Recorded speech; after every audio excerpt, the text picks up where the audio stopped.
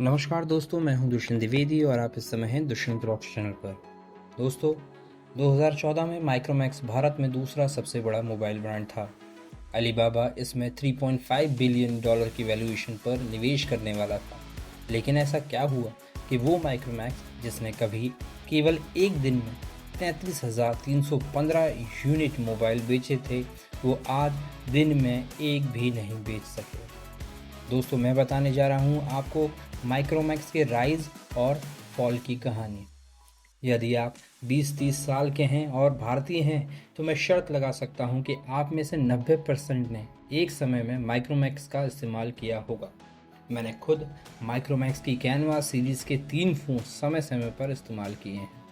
एक समय वे भारत की दूसरी सबसे बड़ी मोबाइल कंपनी थे, यहाँ तक कि दुनिया की 10वीं सबसे बड़ी कंपनी भी। लेकिन फिर क्या हुआ? माइक्रोमैक्स की शुरुआत 1991 में डेल HP कंप्यूटर्स के वितरक के रूप में हुई थी।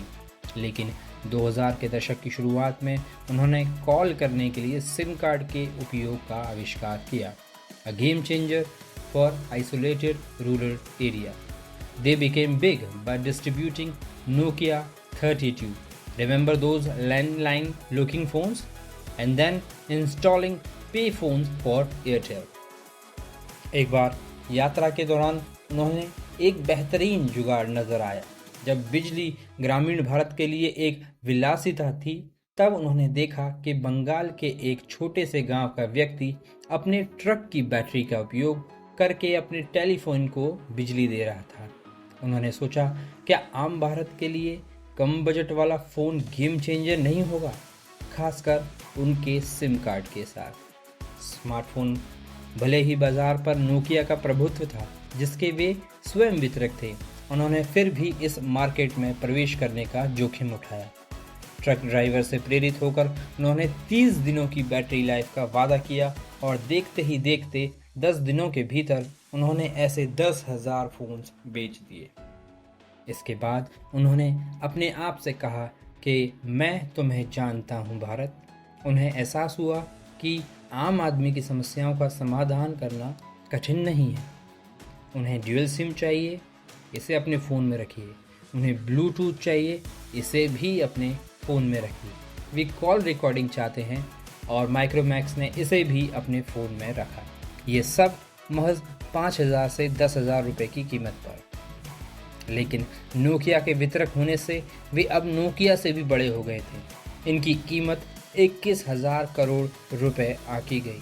लेकिन फिर क्या संकट आया कि जिस कंपनी का 2013 में 22% मार्केट शेयर था, वो 2018 में आते आते तक 2.8% तक रह गया। उनकी बाजार हिस्सेदारी इतनी तेजी से गिर गई। पर क्यों? ऐसा क्या हुआ? जियो 2G से 3G में परिवर्तन आने में वर्षों लग गए, लेकिन 3G से 4G में बदलाव में सिर्फ कुछ दिन लगे। मुफ्त 4G इंटरनेट देकर जियो ने कई लोगों का दिल जीत लिया और यही एक समस्या है, माइक्रोमैक्स का 3G फ़ोन 4G नहीं चला सकता। उन्हें एक नए हार्डवेयर की आवश्यकता होगी। वैसे तो माइक्रोमैक्स ऊपरी तौर पर एक भारतीय कंपनी थी, लेकिन वास्तव में वे चीनी OEM यानी ओरिजिनल इक्विपमेंट मैन्युफैक्चरर आयात कर रहे थे और भारत में बेच रहे थे और सिर्फ उसकी रीब्रांडिंग कर रहे थे। लेकिन अब वे मुश्किल में थे। क्यों? क्योंकि उनकी खरीद का जो पैसा था वही उनकी बिक्री से किया गया था, लेकिन 4G के तेज़ी से लॉन्च होने के कारण वे बिक्री नहीं कर सके। इसलिए अब उनके पास कैश नहीं था। चीनी निर्माताओं ने केवल बड़े ऑर्डर स्वीकार किए और कुछ 4G फ़ोन बनाने की माइक्रोमैक्स के आग्रह को उन्होंने स्वीकार नहीं किया। और इन सब के ऊपर शाओमी जैसी चीनी खिलाड़ियों ने इन 4G रेडी फ़ोन को और भी सस्ती दर पर तेज़ी से तैयार करने के लिए अपनी वित्तीय ताकत और स्थानीयता का उपयोग किया। और फिर क्या था? ताबूत में आखिरी कील के रूप में नोटबंदी ने प्रहार किया। बिना नकदी के लोग अपने 5,000 10,000 के उत्पाद कैसे खरीदेंगे?